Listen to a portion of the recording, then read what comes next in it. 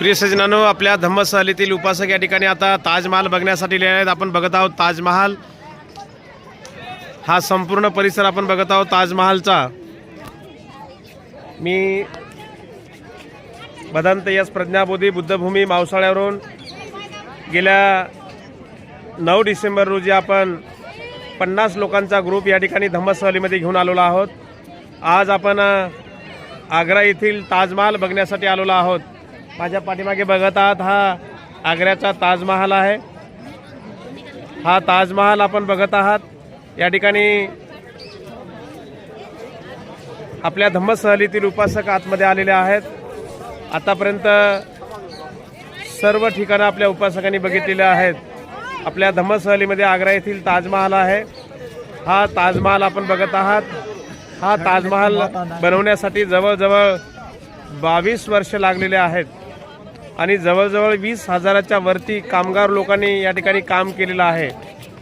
1632ला या ताजमहालचं काम सुरू झालं आणि 1653ला याचं काम पूर्ण फायनल झालं। जवळजवळ 22 वर्ष या ताजमहालचं काम चाललेलं आहे।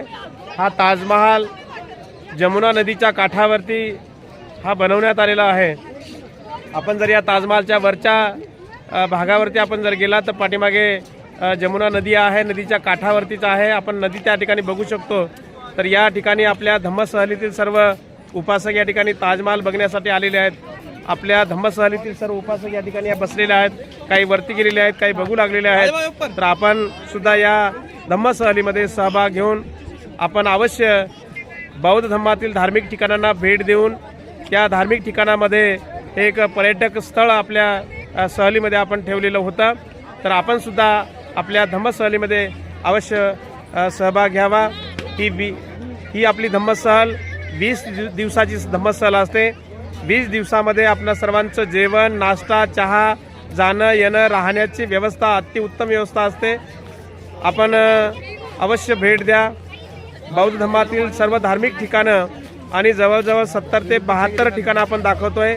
20 दिवसाचा प्रवास असते आणि 20 दिवसामध्ये आपण सर्व उपासकांना भोजनाची व्यवस्था, नाश्ता, चहा, जाण्या येण्याची, राहण्याची व्यवस्था आपण या ठिकाणी करत असतो।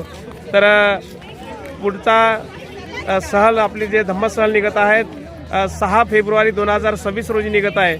आपल्यापैकी ज्यांना कुणाला यायचं असेल त्यांनी 8007174 657 या भ्रमणध्वनीवरती आजच आपलं सीट बुकिंग करा।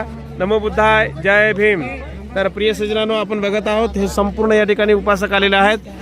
या ताजमहालला भेट देण्यासाठी आपण आलेलो आहोत। हे बघा, या धम्मसहलीमध्ये ताजमहालला भेट देण्यासाठी अनेक या ठिकाणी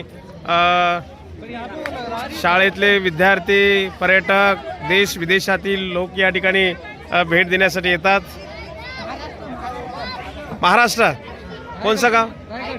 रायगड। रायगडून बघा, हे सर्व रायगडून आलेले आहेत। हे शाळेची ट्रिप आहे